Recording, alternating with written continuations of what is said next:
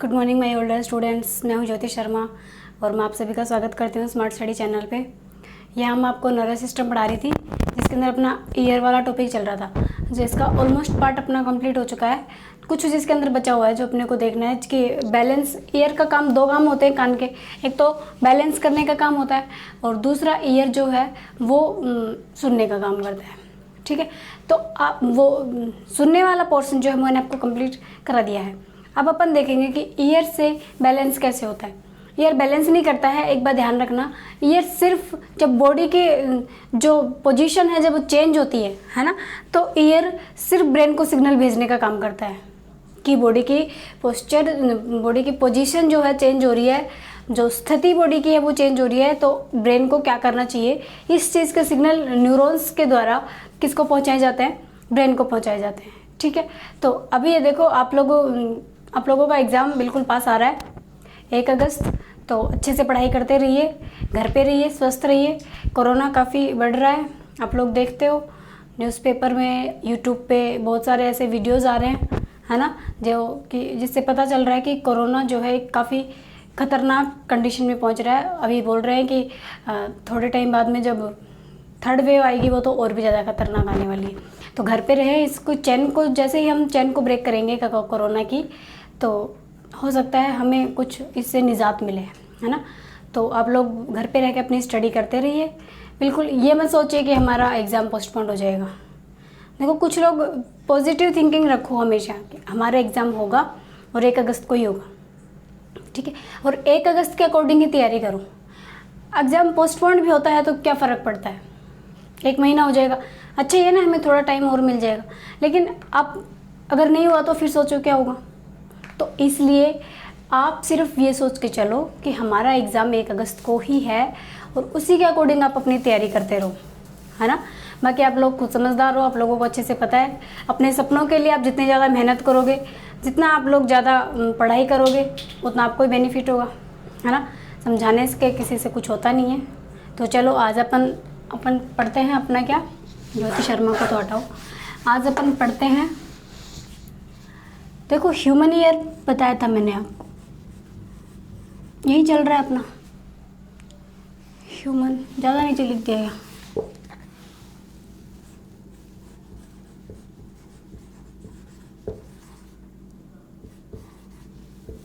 और एक बात और, कल से मैं लाइव क्लासेस लेने की सोच रही हूँ, तो आप लोग कमेंट सेक्शन में मेरे को बताना ज़रूर कि मैं आपकी क्लास कितने बजे लाइव लेके आऊँ, है ना।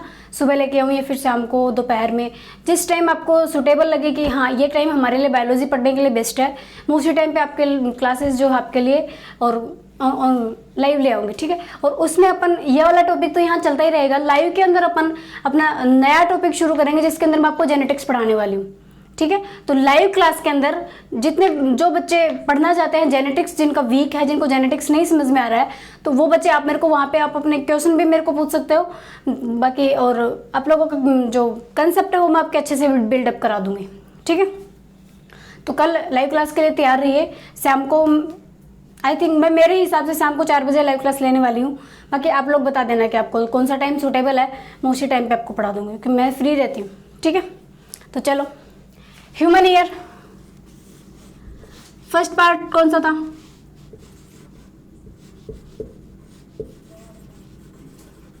एक्सटर्नल ईयर, है ना। सेकंड पार्ट कौन सा था, मिडल ईयर,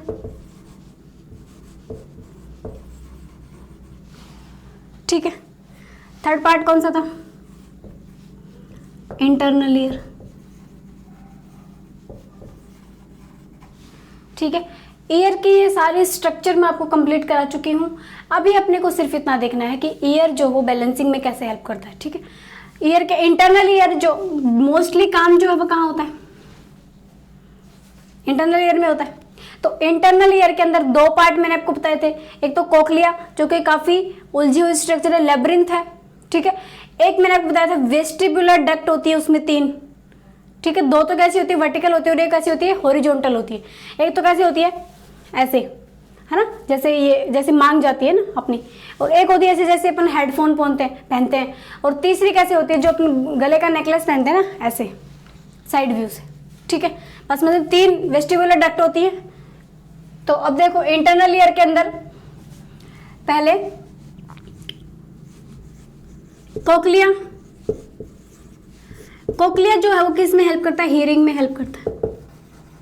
हमें जो सुनता है वो कान से सुनता है, कैसे सुनता है वो प्रोसेस मैंने आपको बता दी है। यहाँ से साउंड ये कलेक्ट करके देखो, कई बार आप अपने यहाँ हाथ लगा के देखो, ये क्या है, ये पिन्ना है बाहर के स्ट्रक्चर जो जिसका काम क्या है, जो भी साउंड वेव्स है उनको कलेक्ट करके अंदर पहुंचाने का काम है। जब आप अपने हाथ कान के पीछे ऐसे लगा देते हो तो आपको आपकी ही आवाज ज्यादा क्लियर सुनाई देती है। क्यों? क्योंकि आपने पिन्ना के पीछे एक बड़ा पिन्ना लगा दिया अपना हाथ, है ना, तो ये इसकी वजह से साउंड जो है वो ज्यादा कलेक्ट हो रही है।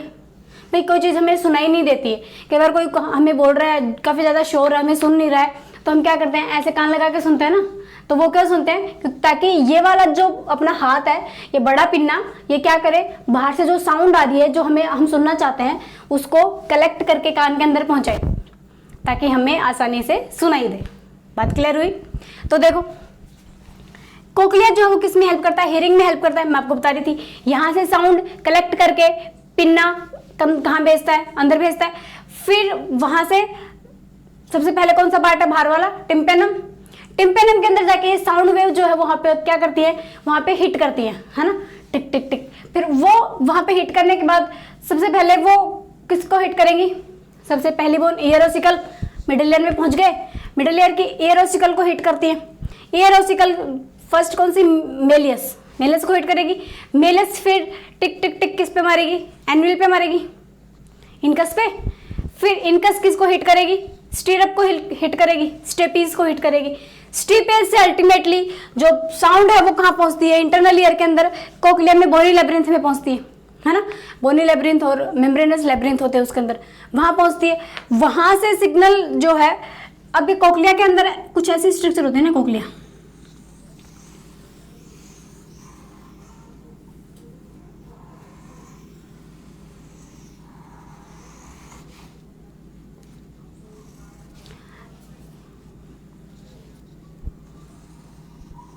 ठीक है।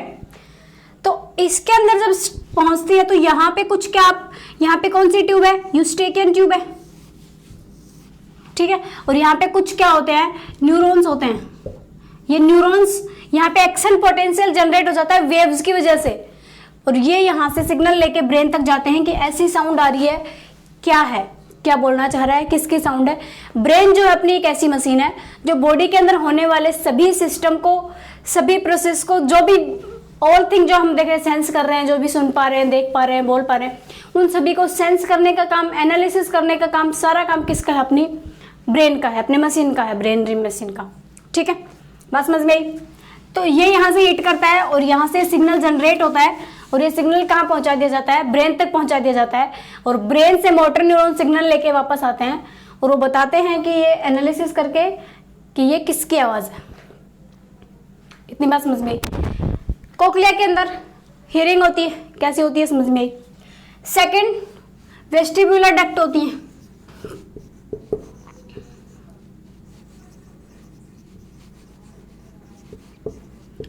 वेस्टिबुलर डक्ट जो है वो किसका काम करती है, इक्विलिब्रियम का काम करती है। वेस्टिबुलर डक्ट किसका काम करती है, इक्विलिब्रियम का काम करती है, ठीक है। अब देखो बात कैसे होता है, पहले ये बना लें अपन।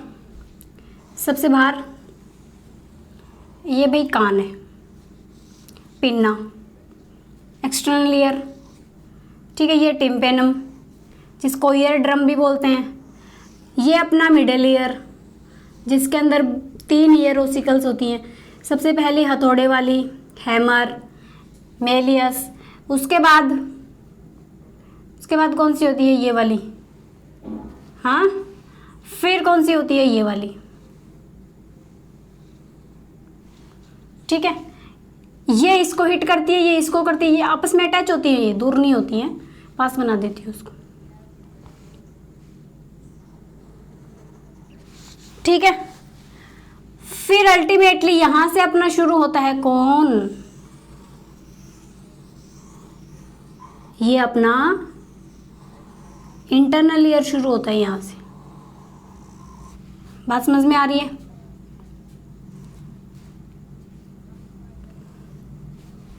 इसको हटाना पड़ेगा, ठीक है।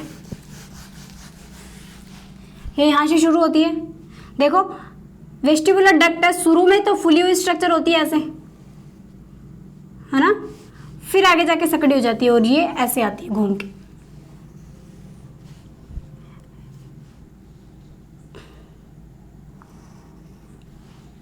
ऐसे ही दूसरी होती है, यहां से फुली हुई होती है, ऐसे घूम के आती है ऐसे, ठीक है। और तीसरी इसके इधर होती है ऐसे। अब देखो ये कौन सा पोर्शन है, कोक्लिया, ये इसकी बोनी लेब्रिंथ है,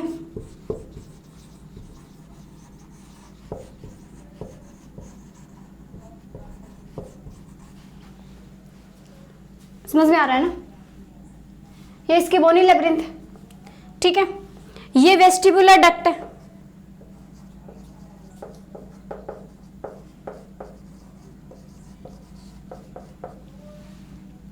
ये वेस्टिबुलर डक्ट है, ये वर्टिकल है और ये हॉरिजॉन्टल है, दो वर्टिकल है और एक हॉरिजॉन्टल है, याद रखना वैसे ही, ठीक है। अब ये बोनी लेब्रिंथ है, इसके अंदर ही मेम्ब्रेनस लेब्रिंथ होती है बिल्कुल इसी शेप की, यहाँ पे दो गुब्बारे जैसे स्ट्रक्चर बनती है सबसे पहले ऐसे, ठीक है, और फिर ये इसके अंदर पूरे में ऐसे घूम के ऐसे होती है। बात समझ रहे हो ना मेरी। इसको ऊपर वाले को बोलते हैं यूट्रिकल, है ना, ऊपर वाले गुब्बारे को बोलते हैं यूट्रिकल और नीचे वाले को बोलते हैं सेक्यूल। ये बात मैं आपको क्लियर करा चुकी, इन दोनों को मिला के बोलते हैं ओटोलिथ।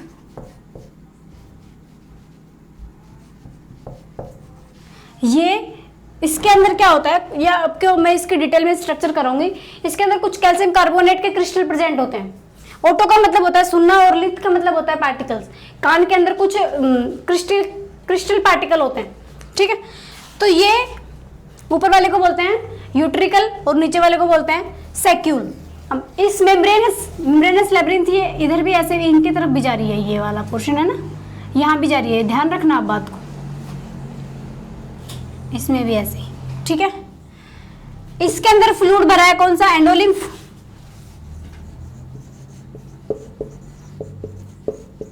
ओके।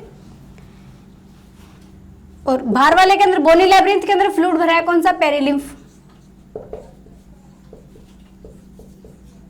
यहां तक किसी को कोई डाउट है, यहां तक किसी को कोई डाउट है, इतनी बात समझ में आएगी आपको। इसका स्क्रीनशॉट ले लो। अब देखो हो गया, ये सेमी सर्कुलर डक्ट है, ठीक है। ये तीन जो है ये कैसी हैं, ये सेमी सर्कुलर डक्ट है। अब एक बात आप याद रखना, एक टर्म एनसीईआरटी में दी हुई है वेस्टिब्यूलर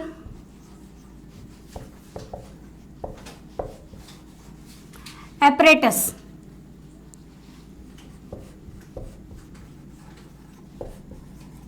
एक टर्म एनसीईआरटी में दी हुई है वेस्टिबुलर एपरेटस।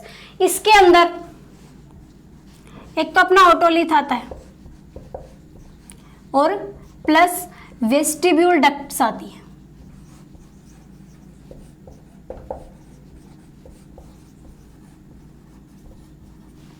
ओटोलिथ के अंदर आपको पता है यूट्रिकल और सेक्यूल आते हैं।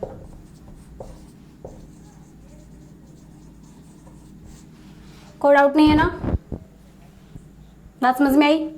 आगे चले, इसको मिटा दूं।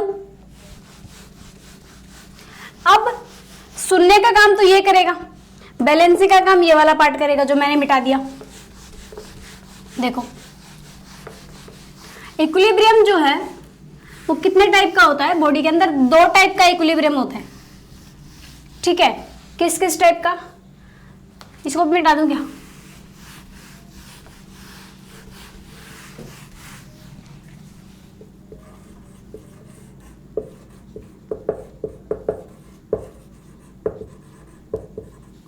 इक्विलिब्रियम दो टाइप का होता है, एक तो होता है स्टैटिक इक्विलिब्रियम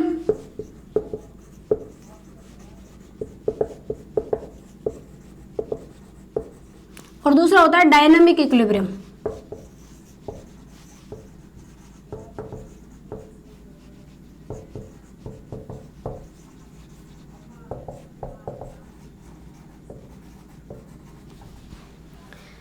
कान के अंदर दो तरह का मतलब बैलेंस बॉडी का कितने टाइप का होता है, दो टाइप का होता है।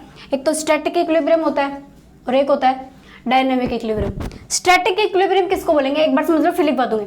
स्टैटिक इक्विलिब्रियम में क्या होता है, जब जैसे मान लो अपन कार चला रहा है कोई बंदा, ठीक है, अचानक से ब्रेक लगाता है तो वो आगे की तरफ बॉडी मूव करती है आगे की तरफ, लेकिन इतनी भी मूव नहीं करती कि वो जाके हैंडल पे उसका सर बजे, है ना। क्यों, क्योंकि बॉडी के अंदर कान से कुछ सिग्नल जाते हैं, वेस्टिबुलर जो एपरेटस है वहां से सिग्नल जाते हैं कि बॉडी आगे की तरफ मूव कर रही है ना, किसके रेस्पेक्ट में, ग्रेविटी के रेस्पेक्ट में। तो वो क्या करते हैं, ब्रेन से सिग्नल आते हैं और आगे वाली जो ये अपनी मसल्स हैं, है ना, ये मसल्स टाइट हो जाती है जिसकी वजह से बॉडी आगे की तरफ जाके स्टीयरिंग पे सर नहीं लगता। बात समझ रहे हो। स्टैटिक इक्विलिब्रियम के अंदर कोई बंदा, मान लो कोई गाड़ी चला रहा है कोई बंदा, इससे अच्छा एग्जांपल देते हो दूसरा। चलो अपन जब बेड पे सोते हैं, है ना, तो अपन ऐसे नहीं है कि जाते बेड पे ऐसे गिर जाते हैं, सीधे धीरे धीरे सोते हैं ना ऐसे। तो इससे क्या होता है कि यहाँ ब्रेन में सिग्नल जाता है कान से कि बॉडी क्या कर रही है, रिलैक्स मोड में जा रही है, बॉडी का जो पोजीशन चेंज हो रही है, ठीक है, और वो किसके रेस्पेक्ट में हो रही है, ग्रेविटी के रेस्पेक्ट में हो रही है। तो क्या होता है कि अपने जो पीछे वाली मसल्स है ना, उनके अंदर वो क्या हो जाती है, काफी स्टिफ हो जाती है, हाँ, जिसकी वजह से हम गिरते नहीं है। बात समझ में आ रही है। तो ये कौन सा हो गया, स्टैटिक। डायनामिक के अंदर क्या होता है, जो रोटेशनल मोशन होता है ना, रोटेशनल मोशन होता है, जैसे मान लो झूले के अंदर होता है, झूले के अंदर झूला ऐसे घूम रहा है तो बॉडी भी साथ साथ घूम रही है। तो ऐसे ऐसा क्यों नहीं होता कि ऐसे घूमते घूमते बाहर की तरफ गिर जाए, बॉडी बाहर की तरफ नहीं गिरती है, क्योंकि बॉडी के अंदर जो प्रेशर, यहाँ इधर से मसल्स जो है, साइड मसल्स जो है वो काफी स्ट्रांग हो जाती है, जो बॉडी को वहीं टिका के रखने का काम करती है, ठीक है। तो ये कैसा हो गया, डायनामिक इक्विलिब्रियम। चलो लिखें, स्टैटिक इक्विलिब्रियम में लिखो इक्विलिब्रियम विद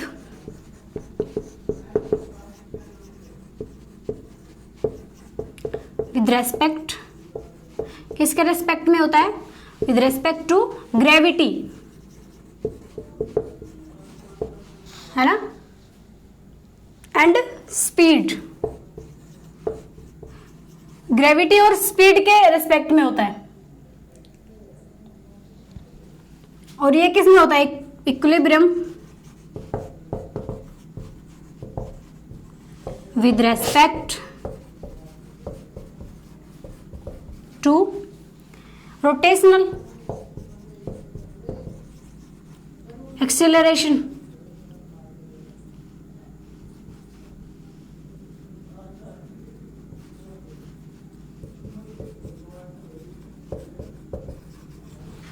ये किसके रेस्पेक्ट में होता है, रोटेशनल मोशन के रेस्पेक्ट में होता है, और ये ग्रेविटी के रेस्पेक्ट में होता है। ये बात आप याद रखना, ये जो है ये किसके, इसको कौन कंट्रोल करता है, ये ओटोलिथ से होता है, ठीक है। ये किसकी वजह से होता है, ओटोलिथ के अंदर अपना सैक्यूल और यूट्रिकल, अब डिटेल में स्ट्रक्चर बताऊंगी आपको इसकी मैं, सैक्यूल, ठीक है, सैक्यूल और यूट्रिकल, और ये होता है वेस्टिबुलर डक्ट्स के।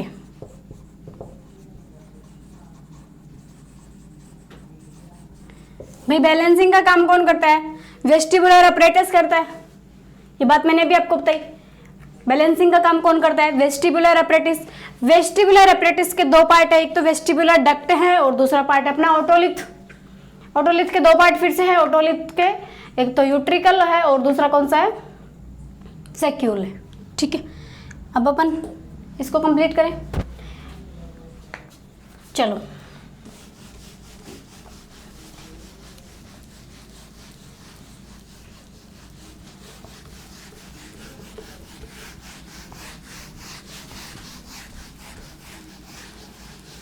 वेस्टिबुलर एपरेटस देखें,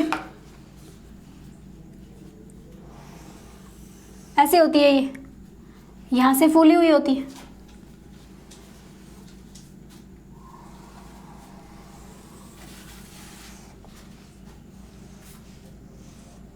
ना। दिख रहा है कि आपको पेन कम चल रहे हैं,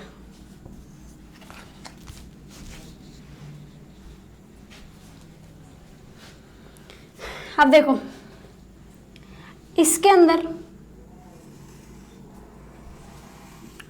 सारा काम जो है वो यही होता है, इस फूली हुई स्ट्रक्चर के अंदर ही सारा काम कंप्लीट होता है।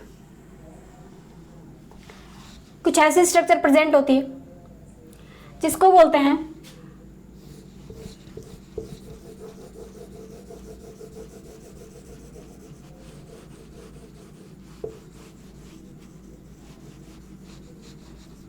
क्रिस्टा एम्पुलेरिस।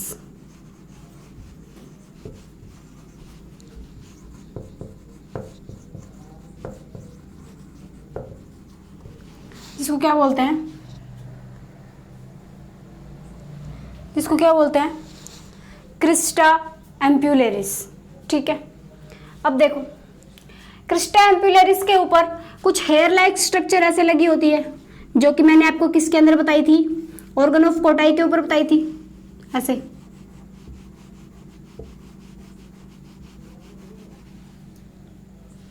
इसके ऊपर कुछ हेयर लाइक स्ट्रक्चर ऐसे लगी होती है। इन स्ट्रक्चर को क्या बोलते हैं, स्टीरियोसीलिया।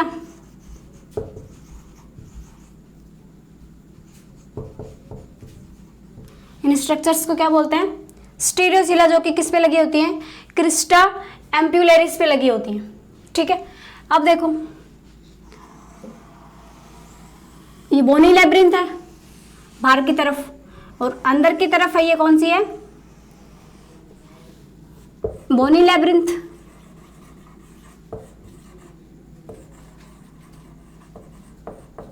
और ये मेम्ब्रेनस लैब्रिंथ।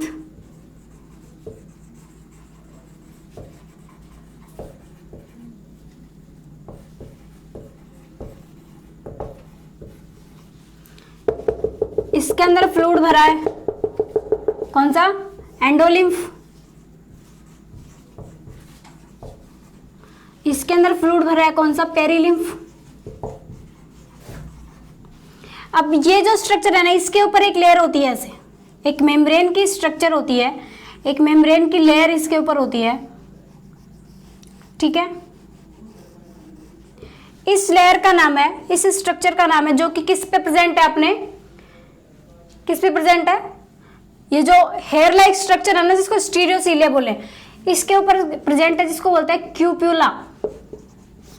ठीक है, इसका क्या नाम है, क्यूप्यूला नाम है।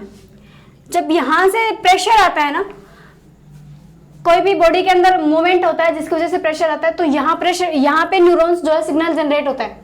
ठीक है, ये इसको प्रेशर करेंगे, जिसकी वजह से ये सीलिया जो है इनमें मूवमेंट होगा।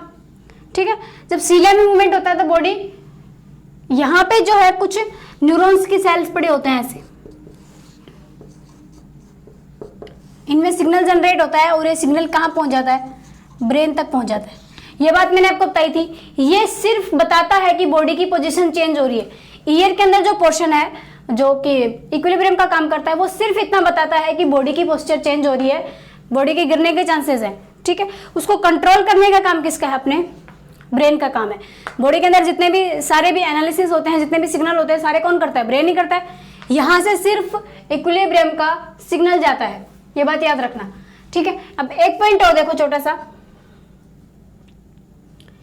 ये जो फुली हुई स्ट्रक्चर बनाई है ना मैंने आपको, इसको बोलते हैं एम्प्यूला। इसको क्या बोलते हैं, एम्प्यूला। एम्प्यूला के अंदर ये होता है, इसको बोलते हैं क्रिस्टा एम्पुलेरिस। बात क्लियर हुई। अब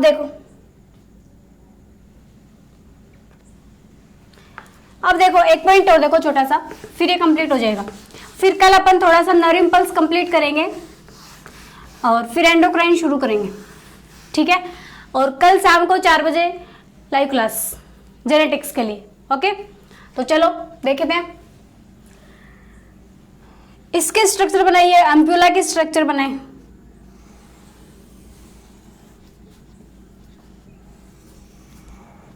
ऐसा दिखता है हमें कुछ, ये यहां पे क्रिस्टा एम्पुलेरिस,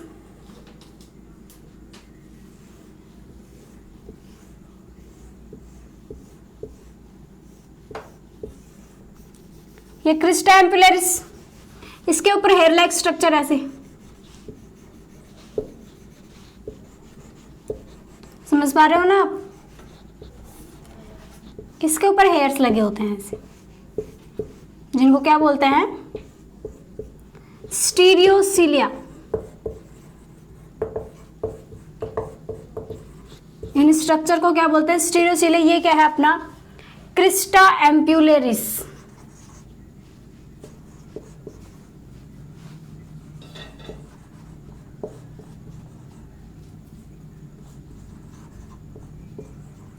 यहां पे जो ये वाला पोर्शन है इसको बोलते हैं मैक्यूला। याद रखना, एनसीईआरटी में लिखा हुआ है, इसको बोलते हैं मैक्यूला। ठीक है, अब इसके ऊपर भी एक लेयर होती है ऐसे।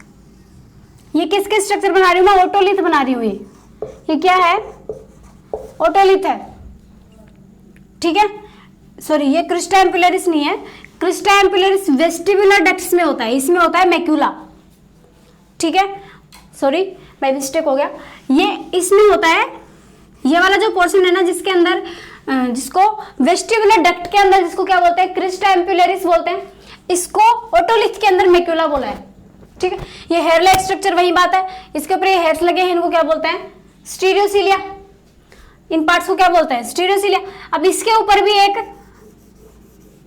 लेयर होती है ऐसे, इसको भी प्रोटेक्ट करने का काम करती है। एक लेयर इसके ऊपर प्रेजेंट होती है। ठीक है, इसके अंदर कुछ छोटे छोटे पार्टिकल ऐसे प्रेजेंट होते हैं, इसको ओटोलिथ क्यों बोलते हैं? ये बात अभी समझ में आएगी आपको। ये पार्टिकल जो है ये किसके हैं? क्रिस्टल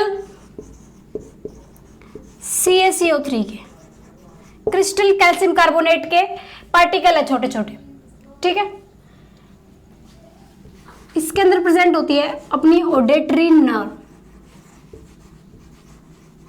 ऑडिटरी नर्व जो है वो कौन सी है? 8th क्रेनियल नर्व है। 8th cranial nerve. इतनी बात समझ में आ गई आप लोगों को? ऑडिटरी नर्व को वेस्टिबुलो कोक्लियर नर्व भी बोलते हैं। वेस्टिबुलो कोक्लियर नर्व क्यों? क्योंकि उसके जो न्यूरॉन्स पास होते हैं ना, उसके जो सिग्नल्स जहां से पास होते हैं वो वेस्टिबुलर से भी होते हैं, वेस्टिबुलर डक्ट से भी होते हैं और कोक्लिया से होके भी निकलते हैं। ठीक है, इसलिए उसको बोलते हैं वेस्टिबुलो कोक्लियर डक्ट। इतनी बात समझ में आ गई आप लोगों को? अब बाकी अपन कल अपना टॉपिक होगा नर्व इम्पल्स। ठीक है, जिसके अंदर आपको मैं जो नर्व के अंदर जो इम्पल्सेस जनरेट होते हैं वो कैसे होते हैं ये कंप्लीट करेंगे। और आप लोग कमेंट सेक्शन में मेरे को बताना आपको मेरी क्लासेस कैसी लगती हैं। क्या आप लोग अपनी पढ़ाई करते रहे घर बैठ के अच्छे से। मैं स्ट्रेटजी वीडियो मैं आपको बहुत बार बोल चुकी हूँ लेकिन ला नहीं पा रही, आई एम सॉरी। तो मैं जल्दी लेके आऊँगी, लेकिन कल अपनी लाइव क्लास ज़रूर आएगी। ठीक है, थैंक यू सो मच।